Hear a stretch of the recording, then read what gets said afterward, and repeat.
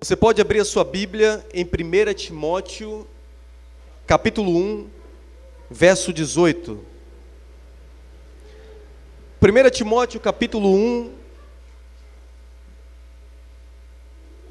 verso 18. Eu quero falar nessa noite sobre o bom combate da fé. O bom combate da fé. Quantos acharam 1 Timóteo, capítulo 1, versículo 18? Amém? Diz assim: esta instrução te dou, meu filho Timóteo, que, segundo as profecias que houve acerca de ti, por elas, combatas o bom combate. Vou repetir.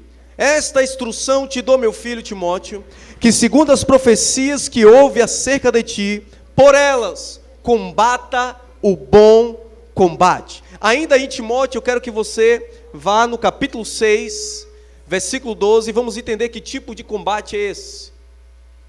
Capítulo 6, verso 12, diz assim, verso 12, diz assim: combata o bom combate da fé, toma posse da vida eterna, para a qual também foste chamado, tendo já feito a boa confissão diante de muitas testemunhas. Queridos, eu quero falar nessa noite a respeito de um combate.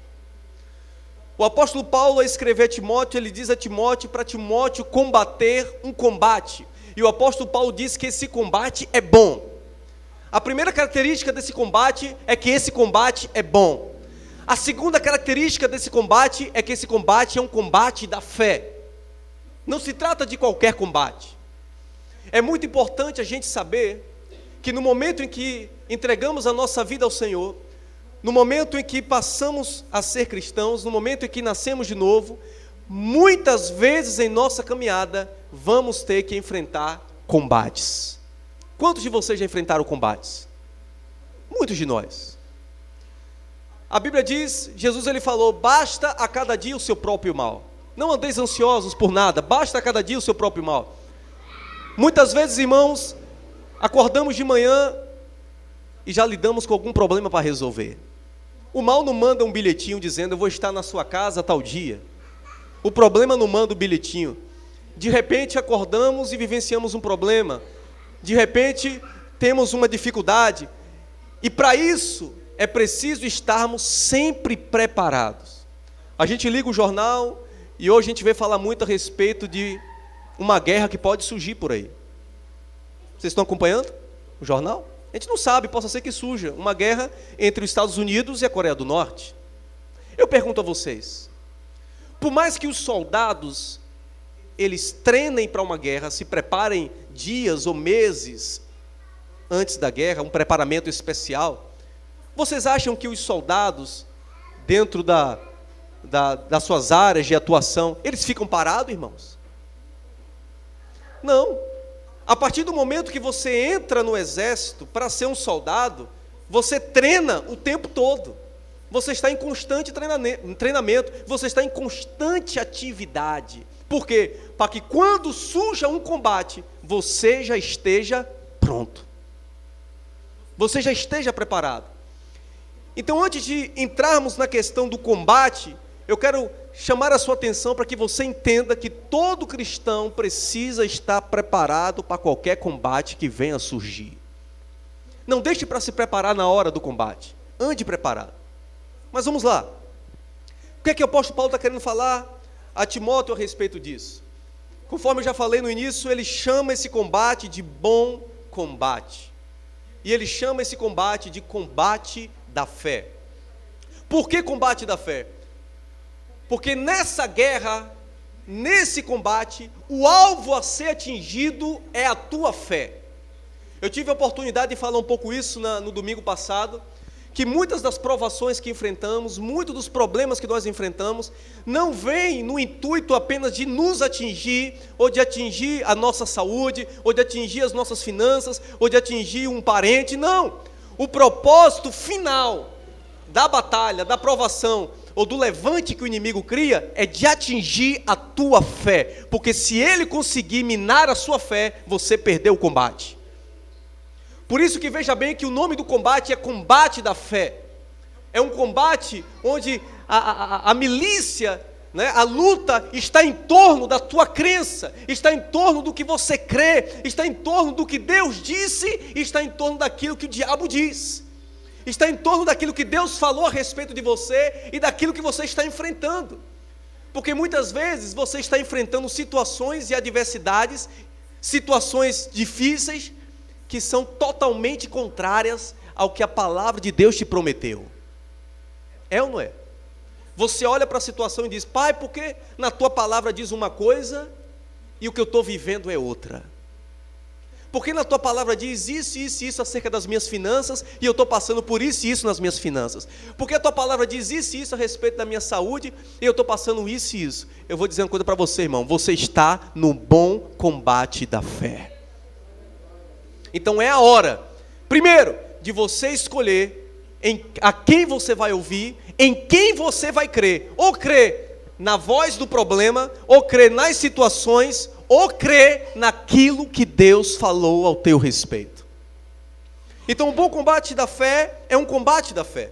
Se trata do campo onde está sendo batalhada, né? Onde a luta está girando em torno da nossa fé. Então, irmãos, muitas vezes nesse combate a gente se depara com essa situação. O que de fato é a verdade?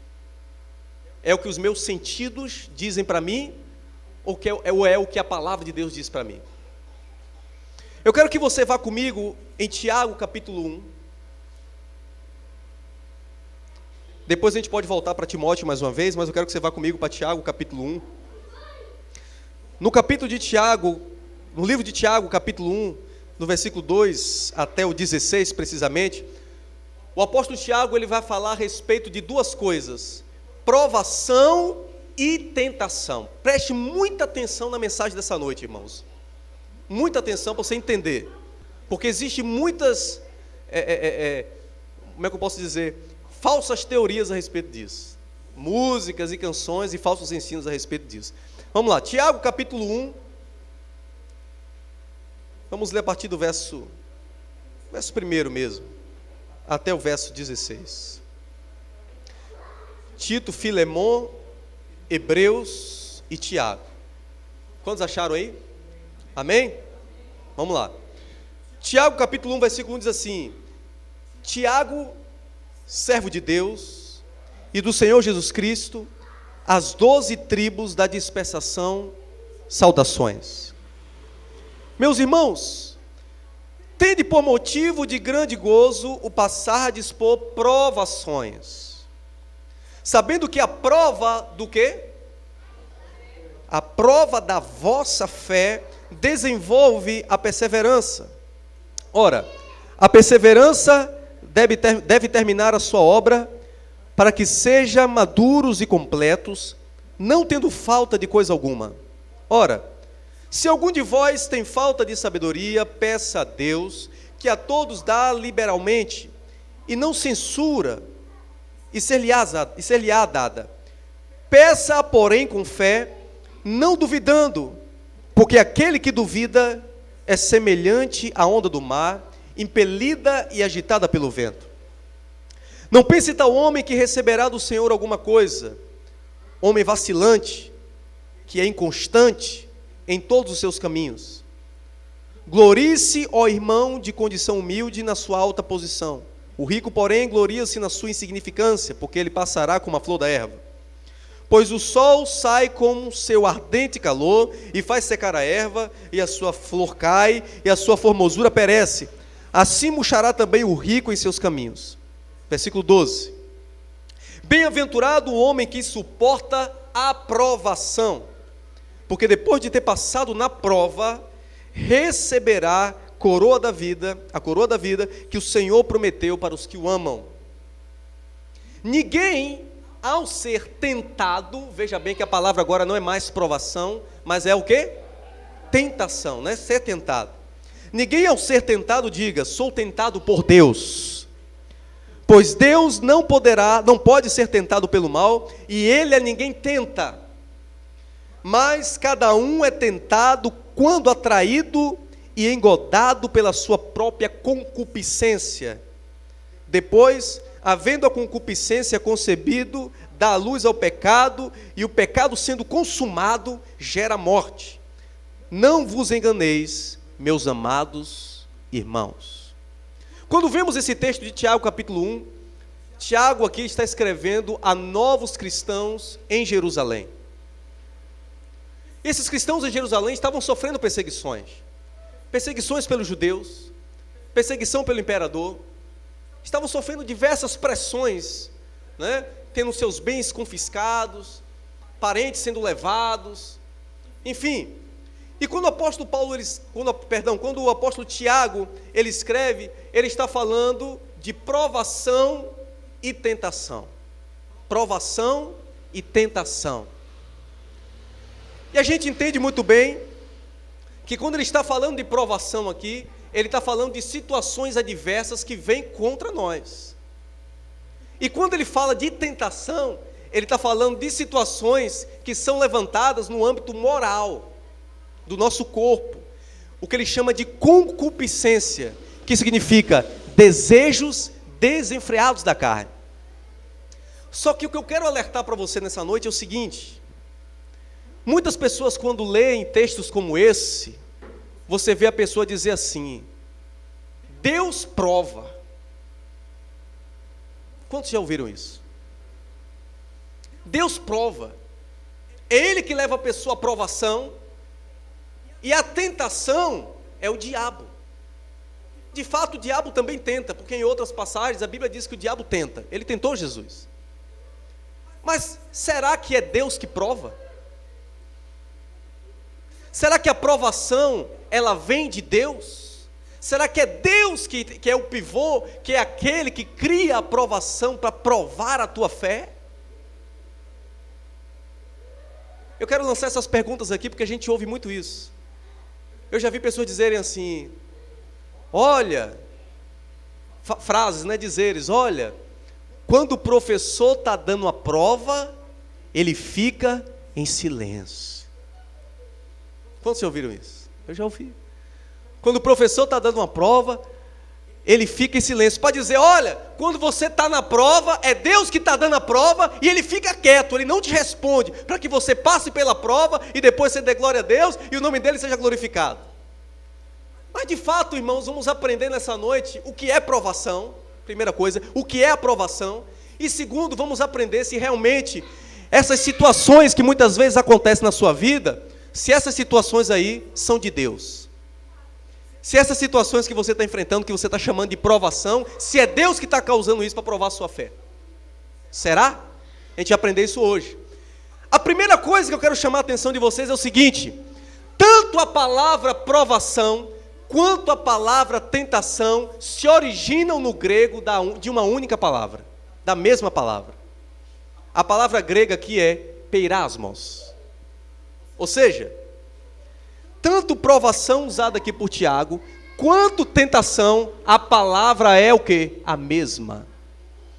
E por que, pastor, quando eu leio na minha Bíblia, tem aqui provação e depois tem tentação? Porque o que difere de um ao outro é o contexto. Por quê? Provação aqui se trata de aflições externas, problemas, adversidades, situações difíceis, momentos que você está vivenciando, né, problemas que o inimigo às vezes levanta ao seu redor. E tentação aqui se trata mais algo ligado à concupiscência da carne, algo ligado aos desejos desenfreados da carne. Por isso aqui o apóstolo Paulo, ele coloca, o apóstolo Tiago coloca aqui provação para se tratar de assuntos externos, e coloca tentação quando algo está ligado aos desejos da carne. Quantos estão entendendo? Mas as duas palavras, tanto provação quanto tentação, partem do princípio da mesma palavra grega, peirasmos. Então, quando a gente entende isso, a gente chega a perguntar: então será que a provação é algo de Deus e a tentação não? Então a gente vai entender melhor isso. Para a gente entender, irmãos, o que é provação, o que é tentação, a gente precisa olhar isso na Bíblia, ok? Vamos ver isso nas Escrituras. Na Velha Aliança, você vai ver muito a palavra provação. Quando estudamos o Velho Testamento, a gente vê, por exemplo, a Bíblia deixa bem claro que Deus provou Abraão. Quem provou Abraão foi Deus. Está lá, Deus provou Abraão. Mas por que será que na Velha Aliança Deus provou Abraão? Por que será? Então, irmãos, quando vemos isso, a gente tem que entender que na Velha Aliança Deus se relacionava diretamente com pessoas sem mediadores. Na Nova Aliança, controle as crianças em nome de Jesus. Na Velha Aliança Deus tratava com as pessoas diretamente e não por meio de mediadores. Amém, irmãos? Na Nova Aliança, Deus trata conosco por meio de um mediador. Quem é esse mediador? Jesus. Jesus é o mediador de uma nova aliança. Então tudo que Deus fez por causa de Cristo, através de Cristo. Quando na verdade, quando voltamos para a Velha Aliança, Deus estava se relacionando diretamente com Abraão, para que a partir de Abraão, uma aliança fosse feita com ele e com a sua descendência. Por isso é que Deus provou a fé de Abraão. Mas dentro do contexto da Nova Aliança, dentro do Novo Testamento, o que é que a Bíblia fala sobre provação? O que é na Nova Aliança provação? Então a gente vai entender isso. Para que a gente entenda melhor, eu quero que você vá comigo em Lucas capítulo 8, versículo 13.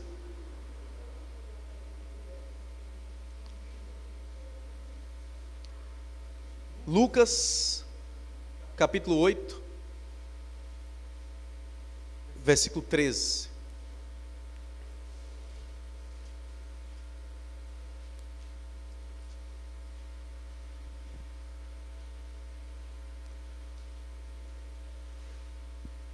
Amém? Em Lucas capítulo 8, versículo 13, é onde Jesus está narrando a parábola do semeador que sai a semear. Ele vai dizer aqui alguns tipos de terra onde caiu a semente. Amém?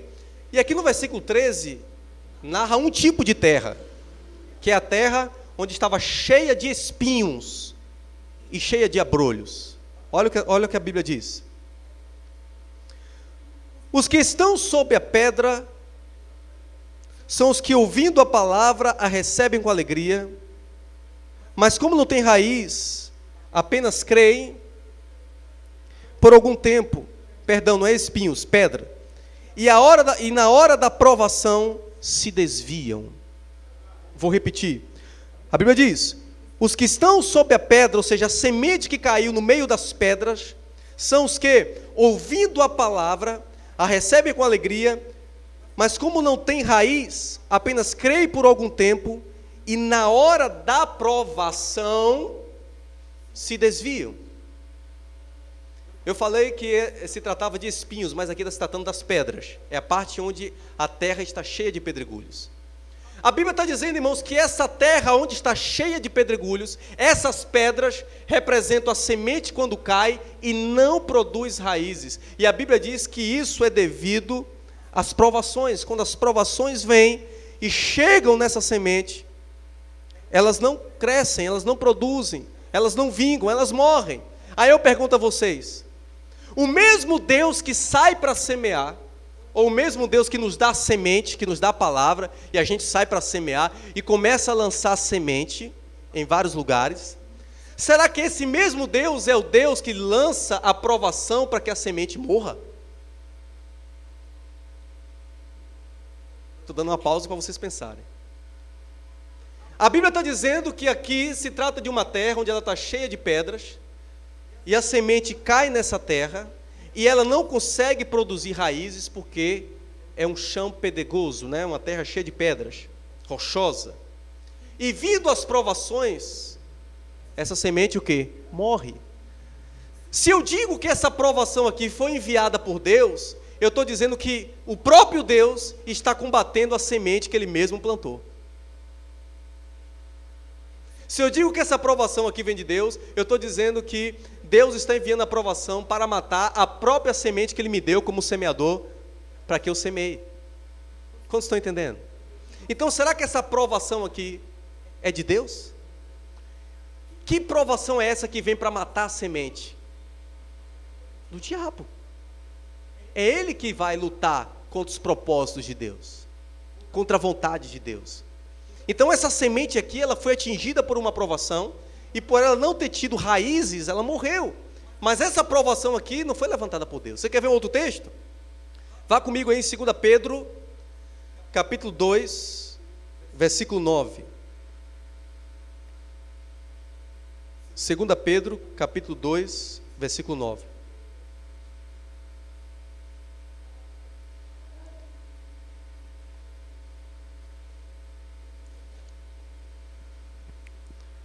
Segunda Pedro, capítulo 2, versículo 9.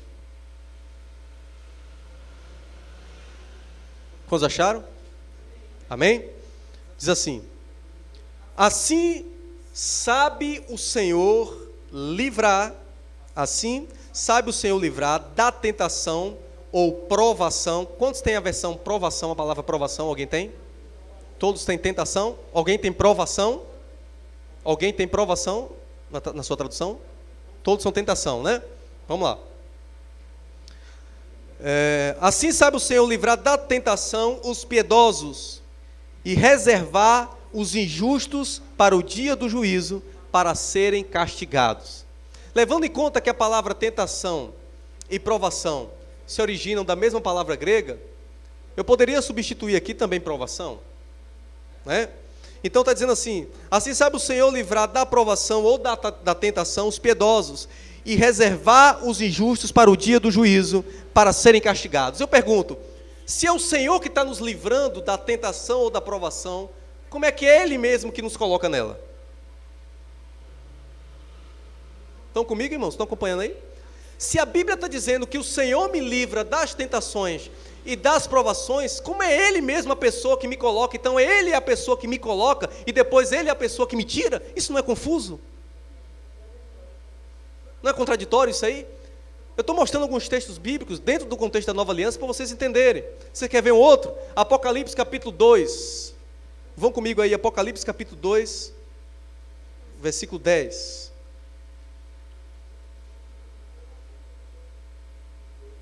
Apocalipse 2, verso 10.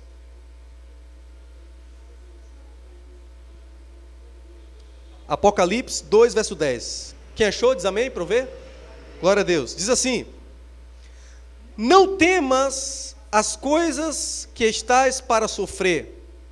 Escutai, o diabo lançará alguns de vós na prisão, para que sejais provados. Alguém tem alguma versão diferente? Ou tentados? A minha está provados. Você está vendo aí que algumas versões têm tentados e outra tem provados? Por quê? Porque se origina de uma mesma palavra. A minha aqui está provado.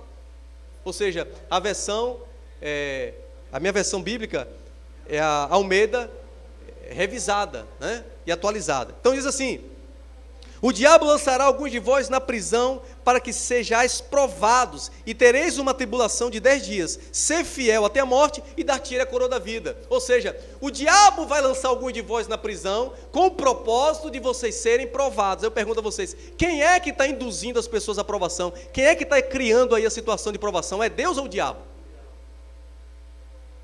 O diabo lançará alguns de vós na prisão. Estou mostrando um outro texto aqui da Nova Aliança, do Novo Testamento. Então por que muitas vezes a gente fica dizendo que é Deus que nos coloca na provação? Eu estava pesquisando, irmãos, esses textos e procurando conhecer mais a respeito desse tema, e de fato eu me deparei com um texto no Novo Testamento onde Jesus prova. E eu vou mostrar para vocês. Não, onde tem a palavra provação. Eu quero que você vá comigo aí em João capítulo 6, versículo 6. Eu falei que hoje vocês iam folhear bastante a Bíblia, não falei? Então vamos lá. João 6, 6.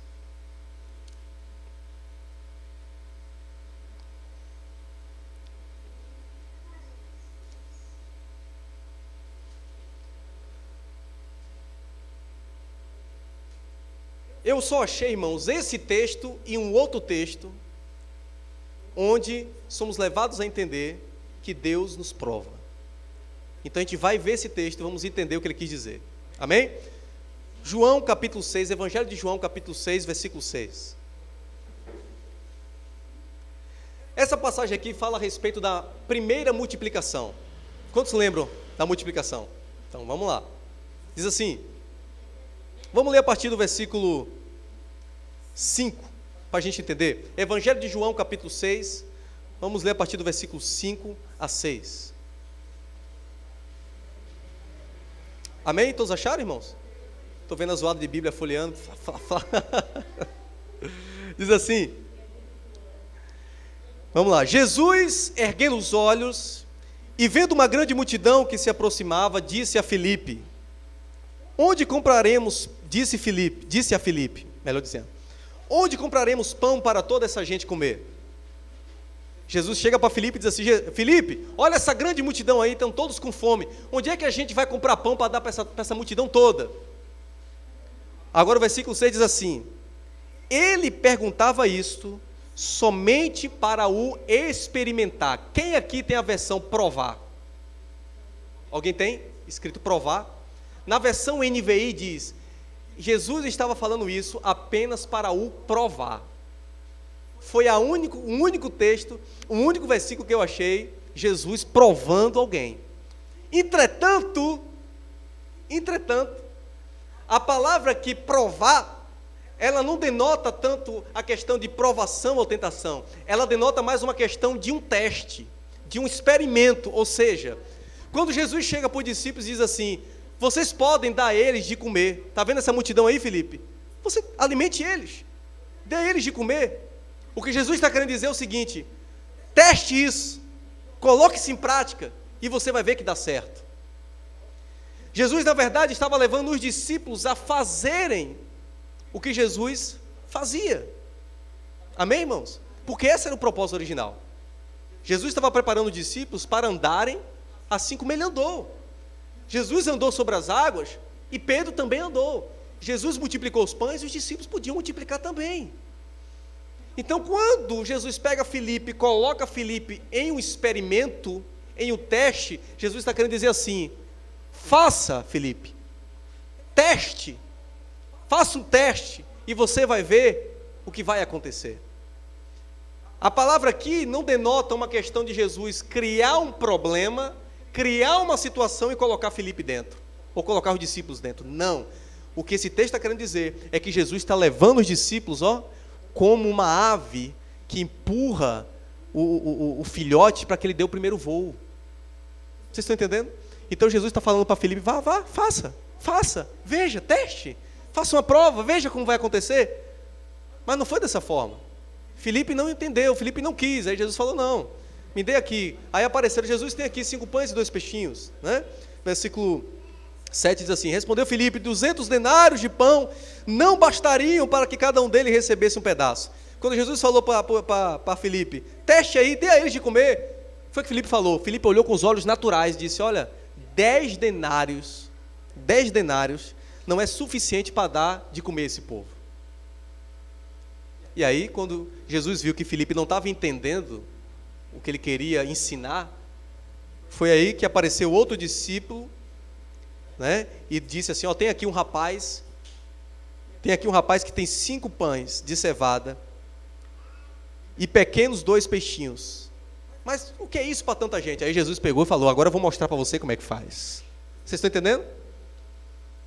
Ah, pastor, mas qual é o outro texto que o senhor falou que tem, que Deus prova? Vamos lá. 1 Tessalonicenses, capítulo 2, versículo 4. 1 Tessalonicenses, capítulo 2, versículo 4.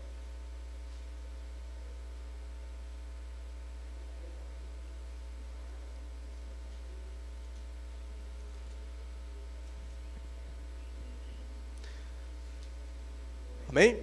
1 Tessalonicenses, capítulo 2, versículo 4. Diz assim, todos acharam?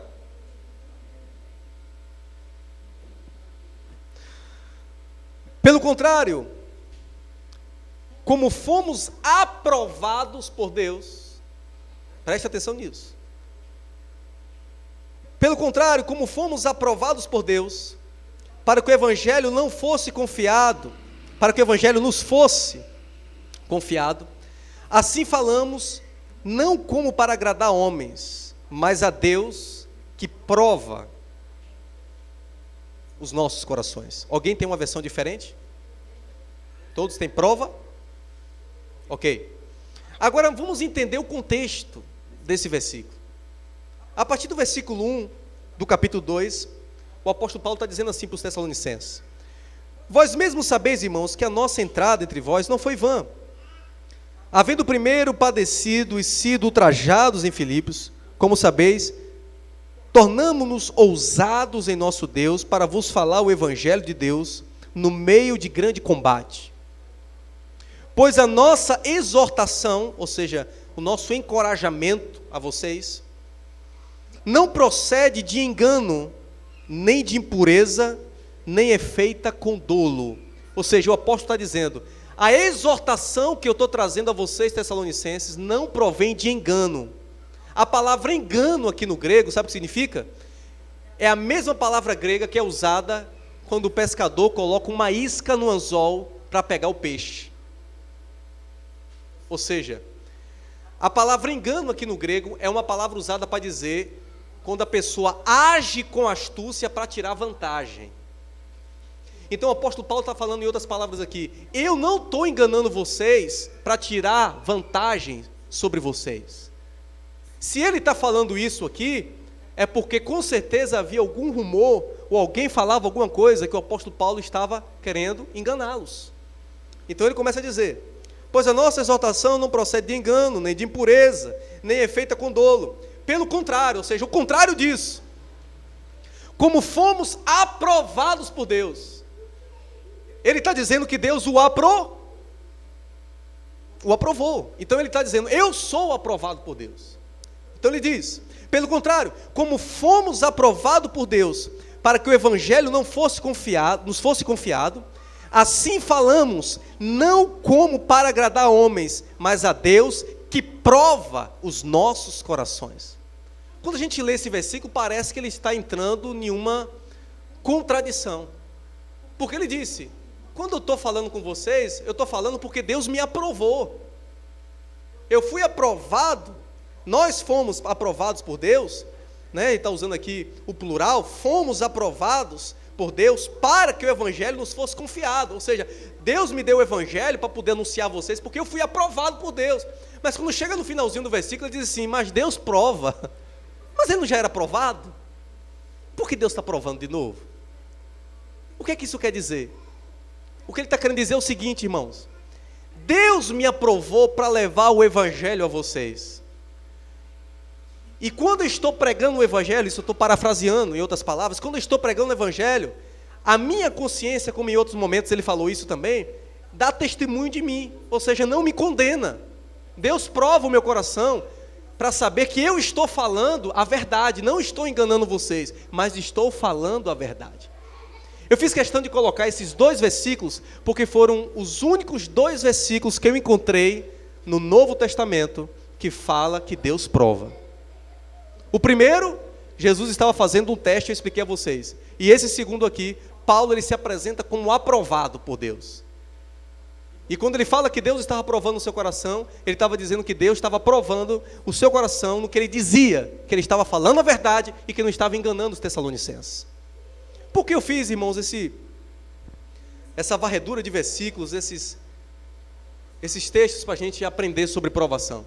Justamente para tirar esse entendimento de quando você está na prova, é Deus que te colocou na prova e Ele vai tirar quando Ele quiser. Isso é engano, isso é errado. Eu mostrei para vocês o que é a prova dentro da nova aliança. Mostrei para vocês que Deus não prova. Amém? Vocês entenderam isso? Agora eu vou mostrar o que é prova. Eu vou mostrar o que é provação. Ah, pastor, o senhor está querendo dizer que provação não existe? Não, ela existe. Pelo amor de Deus, não saia daqui hoje dizendo, o pastor estava pregando lá, que provação não existe. Ela existe. Agora eu vou mostrar como é essa provação. e como é que ela funciona e como é que ela existe. Para você entender, vamos lá, um texto muito conhecido.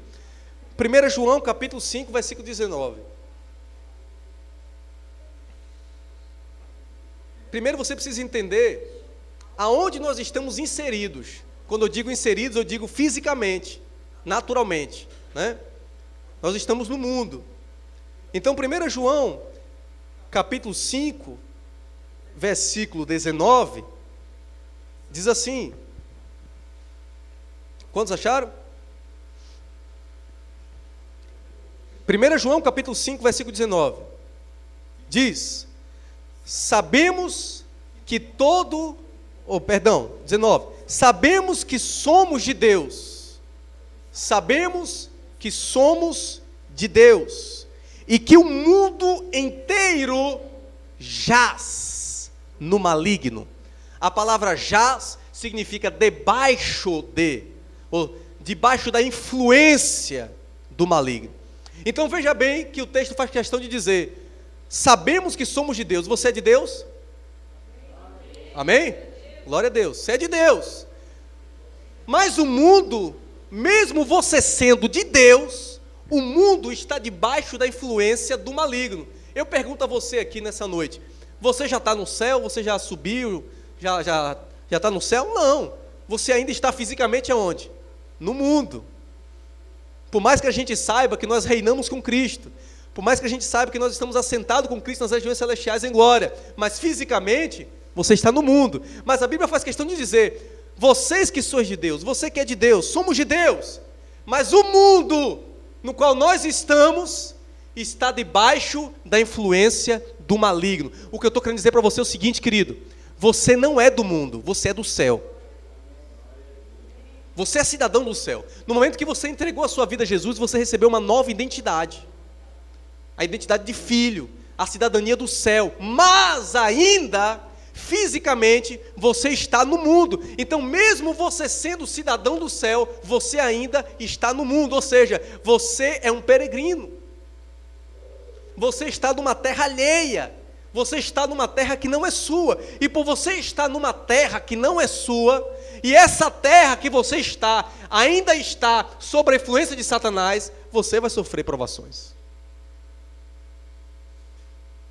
Você vai sofrer perseguições. Porque as provações e as perseguições só vai acabar quando você voltar para a sua terra natal, para o céu.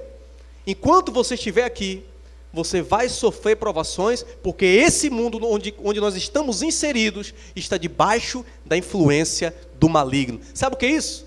O diabo ele tem poder de influenciar algumas coisas. Eu vou dar um exemplo aqui, só para vocês entenderem. Não leve isso ao pé da letra, mas é só um exemplo. Por exemplo, às vezes o diabo pode influenciar teu chefe. Às vezes o diabo pode influenciar a tua professora. Às vezes o diabo pode influenciar aquele teu parente que não é crente. Se o diabo já influencia crente, imagine descrente. Então ele levanta situações difíceis, porque ele tem influência. Eu pergunto, vamos olhar pelo lado natural. Sabemos que a crise econômica que enfrentamos hoje, ela deriva de muita incompetência, de muita roubalheira, de muita coisa que está acontecendo. Mas você acha que não tem influência do diabo nisso? Hein, irmãos? Você acha que o diabo não colocou no desejo de alguém o desejo de roubar, influenciou ele a roubar? Você acha que o diabo não influenciou a pessoa a pensar errado e fazer uma má administração do Brasil? Para que ele viesse levantar uma crise e hoje você viesse, de certa forma, ter que lutar contra essa crise que está aí. Aí você chega no seu trabalho e seu patrão diz: você está despedido. Isso é uma aprovação ou não? Quem causou isso? Foi Deus? Não. O próprio mundo no qual o diabo tem influência gera situações onde você vai estar sofrendo essas lutas, essas provações. Isso é provação.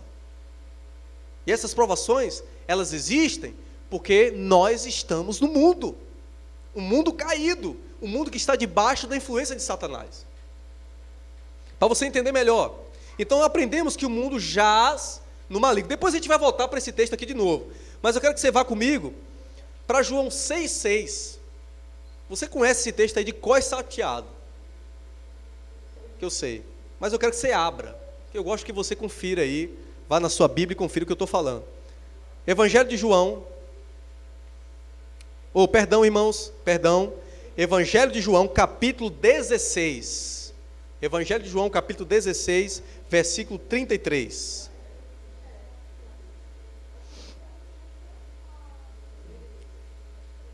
Evangelho de João, capítulo 16, versículo 33.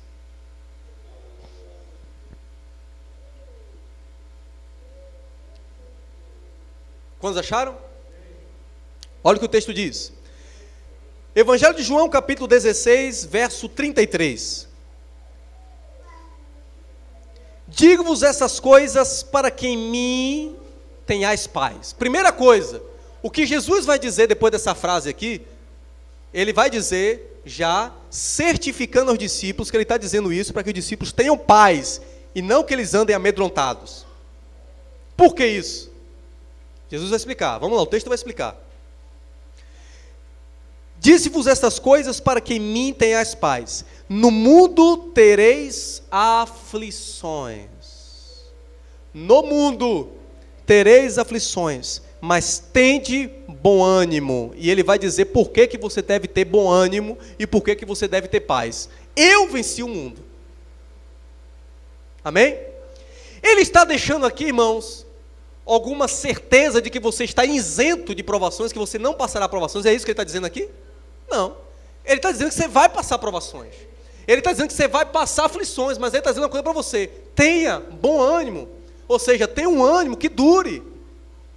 Tenha um ânimo bom, fique animado. Por quê? Porque eu venci o mundo. Agora, você sabe qual é a explicação disso? Aí tem gente que quando lê esse texto, né? A pessoa recita esse texto e diz assim, porque a Bíblia diz, no mundo tereis aflições, mas eu venci o mundo e vós vencereis. Essa parte de vós vencereis não tem. Mas eu já vi muitas pessoas dizerem isso.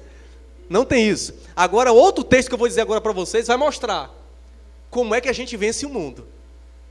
E o que aconteceu quando Jesus venceu o mundo. A gente vai voltar para aquele texto que a gente estava antes. 1 João, volte aí, capítulo 5. 1 João, capítulo 5.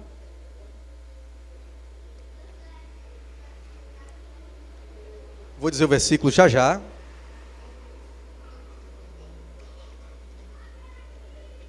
Amém? Vou dizer o versículo. 1 João, capítulo 5, versículo 4. 1 João, capítulo 5, verso 4. Nós estávamos antes em 1 João, capítulo 5, verso 19? 19, agora eu quero que você vá no versículo 4. Quantos acharam? Quantos estão comigo? Quantos estão entendendo? Amém? 1 João capítulo 5, versículo 4 diz assim: pois todo o que é nascido de Deus vence o mundo. Pois todo o que é nascido de Deus vence o mundo. Pergunte aí, como? Pergunte como? Pronto, o texto vai dizer. Pois todo aquele que é nascido de Deus vence o mundo. E essa é a vitória que vence o mundo, a nossa fé. Aleluia! Então, irmãos, a Bíblia deixa bem claro que no mundo teremos aflições. A Bíblia deixa bem claro que no mundo enfrentaremos provações. E vocês já aprenderam que essas provações não são causadas por Deus. Elas são causadas justamente por estarmos em um mundo que está debaixo da influência do maligno. Entretanto, a Bíblia nos dá uma garantia de vitória.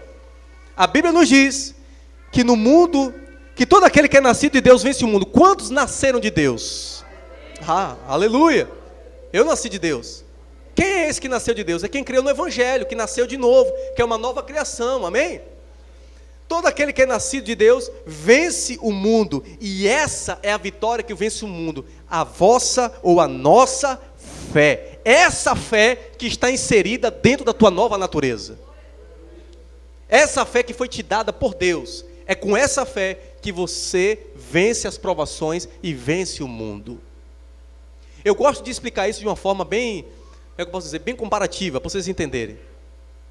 Por exemplo, você é um ser terrestre ou aquático? Terrestre, irmão. Terrestre, isso é terrestre. O peixe é aquático. Se eu pegar o peixe e colocar na terra, o que é que acontece com ele? Morre. Se eu pegar você e botar dentro da água, o que é que acontece com você? Morre. Porque a água não é o seu habitat natural. O seu habitat natural é o quê? A terra. O habitat do peixe natural é a água. Então eu estou tirando você do seu habitat natural e estou colocando você em um outro habitat natural. O que aconteceu com você quando você nasceu de novo é o seguinte: você é cidadão do céu, você é uma nova criação, o seu habitat natural é em Deus. A sua nação é o céu. Você é um cidadão do céu, mas você foi inserido em um outro lugar onde não é o seu habitat natural. Você foi inserido no mundo. E esse mundo é influenciado e gerenciado pelo diabo. Se eu pego você e coloco dentro da água e não te dou ferramentas para que você viva na água, você vai morrer. Preste atenção, estão comigo? Mas se eu pego você e digo, a partir de hoje, você vai ter que entrar dentro da água. Não é o seu habitat natural, não é a sua morada, não é o seu lugar, mas você vai viver lá. Mas se eu chego para você e te dou todas as ferramentas e todos os artifícios necessários para você viver dentro da água, você vai conseguir viver. Nem que seja por pouco tempo, mas você vai conseguir. Por exemplo, se eu chego para você, Kleber, e digo assim: Kleber, a partir de hoje, você vai ter que passar pelo menos um tempo dentro do mar, fazendo pesquisas, você vai trabalhar com isso. E eu dou a ele um equipamento de mergulho. Tome aqui todo o equipamento de mergulho. Pá! Ele vai olhar para o equipamento de mergulho. Ah, obrigado pelo equipamento de mergulho. Eu pergunto, se ele não souber usar o equipamento de mergulho, vai adiantar alguma coisa ele ter? Se ele entrar dentro da água com aquele equipamento de mergulho e não souber usar, ele morre. Agora venham comigo. Deus nos colocou no mundo. Nós ainda estamos no mundo, mesmo sendo do céu. Só que para vivermos no mundo, como se estivéssemos no céu, por isso que a oração de Jesus é: seja feita a tua vontade, assim na terra como ela é feita no céu. Venha a nós o teu reino. E Jesus falou: o reino está dentro de vós. Para que você viva na terra como no céu, Ele te deu uma ferramenta. E essa ferramenta se chama fé. É com essa ferramenta que você vai conseguir viver no mundo, em um mundo que não é o teu lugar, em um mundo que é influenciado pelo diabo, em um mundo que não é o lugar onde você vai viver, não é a sua origem. Você vai conseguir viver nele como se estivesse vivendo no céu por meio da fé, porque a fé vai trazer o céu à terra. A fé vai te levar a passar pela hora da provação, momento de luta, momento de provação, triunfando e reinando com Cristo.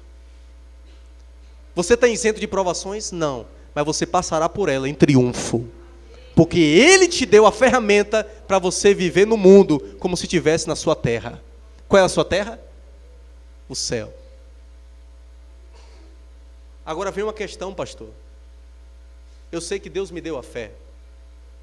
Eu já tenho o equipamento de mergulho. Agora eu preciso aprender a usá-la. É aí que muitas pessoas se perdem. Elas têm a fé. Nunca diga eu não tenho fé. Se você é um cristão, você tem fé. Mas a questão é, você precisa usar a fé que Deus já te deu. Quando você aprende a desenvolver essa fé, e essa fé ela vai ser provada, por isso que lá, primeiro texto que eu usei, de Timóteo, o bom combate da fé, é na hora da provação que essa fé vai ser provada. É na hora da provação que a provação vai dizer, não, mas é desse jeito. E você vai ter que escolher ou acreditar no que a provação está dizendo, no que o problema está dizendo, ou ficar com a palavra. Mas quando você decide ficar com a palavra, você vai ter que usar a fé para mudar a situação através da palavra. Amém, irmãos? Então isso é provação. Isso é o bom combate da fé. enquanto tivermos nesse mundo, vamos ter combates de fé. Mas o apóstolo Paulo chama esse combate de bom combate, porque nesses combates nós saímos vitoriosos. Então, só para fechar aqui, para você entender. E o que eram as provações, pastor, no Velho Testamento? O que eram as provações que Abraão enfrentou, quando a Bíblia diz que Deus provou a Abraão? Irmãos, hoje na igreja, infelizmente, vivenciamos uma má compreensão da diferença entre Velho e Novo Testamento. Muito, muito, muito. Em várias maneiras, em várias coisas. As pessoas pegam coisas da velha aliança, do Velho Testamento, e colocam dentro da igreja, sem nenhuma compreensão. Ah, pastor, então quer dizer que a gente a partir de agora só vai seguir o Novo Testamento? Não, toda a palavra ela é divina, é inspirada por Deus. Agora, você tem que enxergar a velha aliança e o Velho Testamento na ótica de Cristo. Você tem que ler o Velho Testamento e estudar o Velho Testamento sabendo do que Jesus já fez, sabendo o que Jesus já pagou, sabendo o que Jesus já realizou, sabendo quem você é em Cristo. Aí sim, você vai estudar o Velho Testamento dentro da ótica da obra de Cristo. Você vai entender. Entendeu, irmãos? Então o que acontece? No Velho Testamento, a Bíblia nos diz que homens tiveram sua fé provada. Abraão teve a sua fé provada por Deus. Porém, no contexto da velha aliança, estes homens tinham um relacionamento direto com Deus. Entendam isso. Era Abraão e Deus. Deus estava fazendo o que com Abraão? Uma aliança. Se Deus estava fazendo uma aliança com Abraão, de fato a sua fé precisaria ser provada. Jesus ainda não havia nascido, Jesus ainda não havia morrido e ressuscitado. Então o relacionamento de Deus era direto com homens, direto com Abraão. Na nova aliança não. Na nova aliança, o relacionamento de Deus através conosco é através de Jesus Cristo. Primeiro passa por Jesus para chegar a nós. Então, para Deus te ver como santo, para Deus te chamar de santo, porque a Bíblia diz que você é santo, você crê nisso? Você tem dúvida ainda? Você é santo. Por quê? A palavra de Deus diz que você é santo. Por que Deus te vê santo? Porque Ele te vê em Jesus. Jesus é santo. Porque a Bíblia diz, irmãos, que o Senhor nos fez idôneos. A palavra idôneo significa capazes ou merecedores de herdar a herança junto com os santos na luz. Porque a Bíblia diz que Deus nos fez capazes, nos fez merecedores, nos fez idôneos de herdar uma herança junto com os santos na luz. É porque você é bonitinho? É porque você faz tudo certo? Não. Deus te fez capaz, merecedor, te fez idôneo por causa de Jesus. Então tudo que você é para Deus, você é por causa de Jesus. Então, Deus não te prova. Sabe por quê? Porque Ele já provou Jesus e Jesus foi aprovado. Por Jesus ser aprovado, você está em Cristo e você já foi aceito por Deus. Abraão não estava em Cristo. Abraão estava fazendo uma aliança com Deus, diretamente com Deus, tinha que ter a sua fé provada. Mas a sua fé já foi provada em Cristo.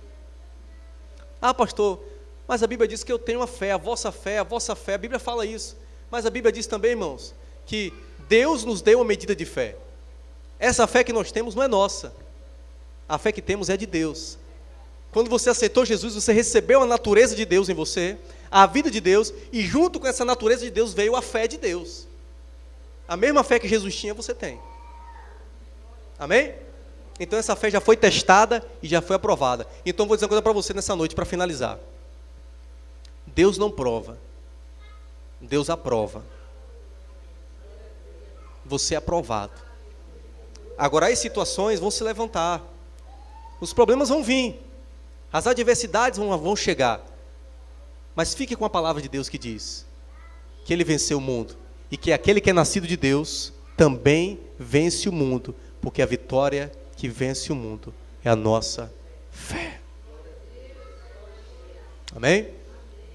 Não precisa, quando você vê alguém falando assim, olha irmão, Deus prova. Ei irmão, não é assim, não precisa não. Você já sabe da verdade. Se o irmão estiver aberto para mudar de pensamento, você pode chegar para ele e conversar, e explicar, irmão, não é bem assim. Mas se não tiver, não crie problema. Mas eu estou dizendo isso para quebrar essas coisinhas que a gente vê dentro da igreja. Como eu estava falando, hoje tem muita coisa da velha aliança, dentro da nova aliança. Quando digo da nova aliança, digo dentro da igreja. Vejo pessoas dizendo, olha, vamos se reunir para a gente orar para o céu abrir. Para o céu abrir? Não, irmãos. O céu já foi aberto. O céu já foi aberto quando Jesus abriu os céus. Quando morreu por nós e ressuscitou ao terceiro dia. Amém? Fique de